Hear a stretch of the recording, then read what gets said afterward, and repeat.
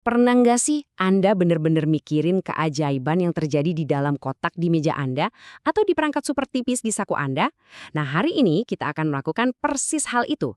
Kita bakal ngintip ke dalam mesin dan menjelajahi dunia perangkat keras komputer yang bikin semuanya bekerja. Coba dibayangin, setiap kali Anda neken satu tombol aja, itu ada serangkaian perintah yang super kompleks dieksekusi dalam sepersekian detik. Kayak sihir kan? Nah, beberapa menit ke depan, kita bakal sama-sama ngikutin jejak sinyal listrik itu. Dari jari Anda, masuk ke jantung mesinnya, terus balik lagi ke layar Anda. Biar kita paham posisi kita sekarang, yuk kita lihat dulu kita tuh mulai dari mana. Bayangin ya, di satu sisi ada komputer pertama yang gedenya seruangan penuh dan beratnya puluhan ton. Terus di sisi lain ada perangkat yang muat di saku Anda. Tapi ini nih yang bikin takjub. Walaupun ukurannya beda jauh banget, cara kerja dasarnya, prinsip fundamentalnya ternyata tetap sama loh. Jadi pas kita ngomongin perangkat keras atau hardware, sebenarnya apa sih itu? Gampangnya gini, bayangin aja semua bagian yang bisa Anda pegang, bisa Anda sentuh. Layar yang lagi Anda lihatin, keyboard di bawah jari-jari Anda, sampai semua komponen ribet yang ada di dalamnya. Nah, itulah perangkat keras.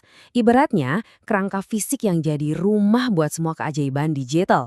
Ternyata nih, setiap interaksi kita sama komputer, mau sekecil apapun itu, selalu ngikutin 4 langkah keren ini.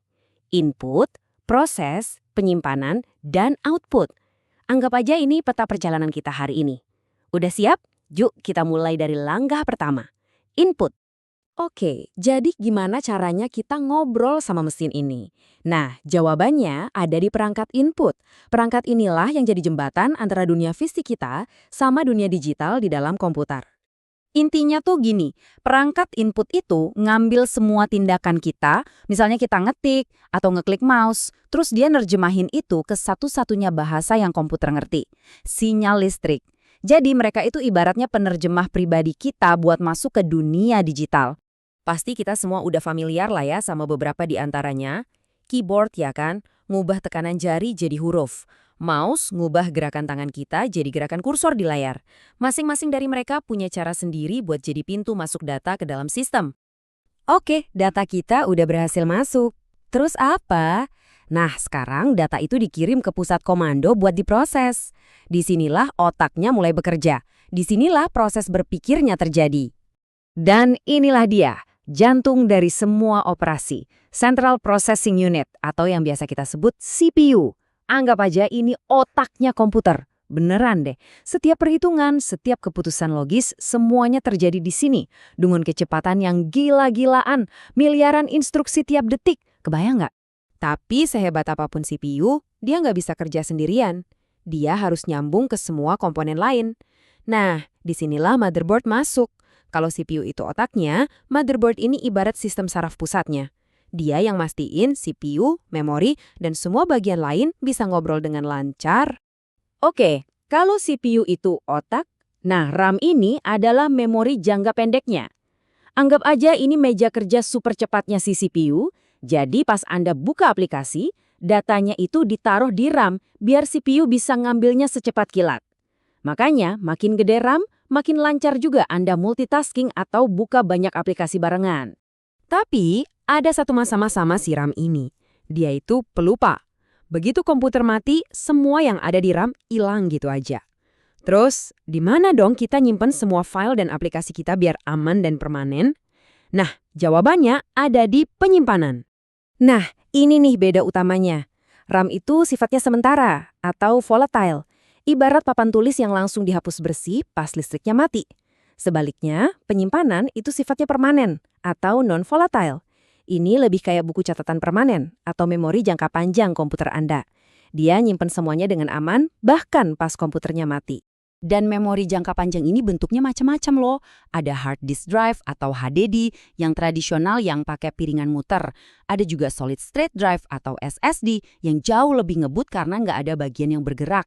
Terus ada juga flash drive, kartu memori, sampai yang namanya cloud atau awan yang sebenarnya adalah server-server raksasa entah di belahan dunia mana. Oke, data kita udah diinput, udah diproses, bahkan udah disimpan. Tapi kan semua itu percuma kalau kita nggak bisa lihat hasilnya, ya kan? Nah, sekarang kita masuk ke babak final dari perjalanan ini, output.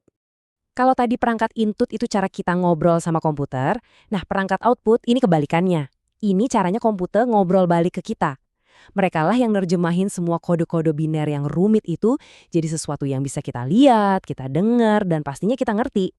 Yang paling umum jelas monitor atau layar yang nampilin gambar dari jutaan titik-titik kecil bernama piksel. Tapi output itu nggak cuma di layar loh, bisa juga selembar kertas yang keluar dari printer atau suara musik favorit Anda yang keluar dari speaker. Itu semua hasil terjemahan data digital. Oke, kita udah kenalan sama semua pemain di tim ini. Sekarang, yuk kita lihat gimana mereka semua kerja bareng dalam satu alur yang mulus banget. Coba kita ulang dari awal, pakai contoh simple. Anda ngetik, halo. Nah, itu adalah input. Keyboard langsung ngirim sinyal ke CPU yang pakai bantuan RAM buat memprosesnya.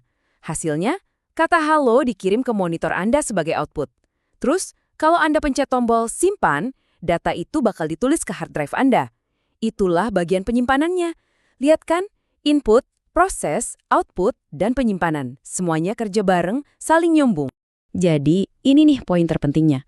Komputer itu bukan cuma sekumpulan komponen yang dilempar jadi satu.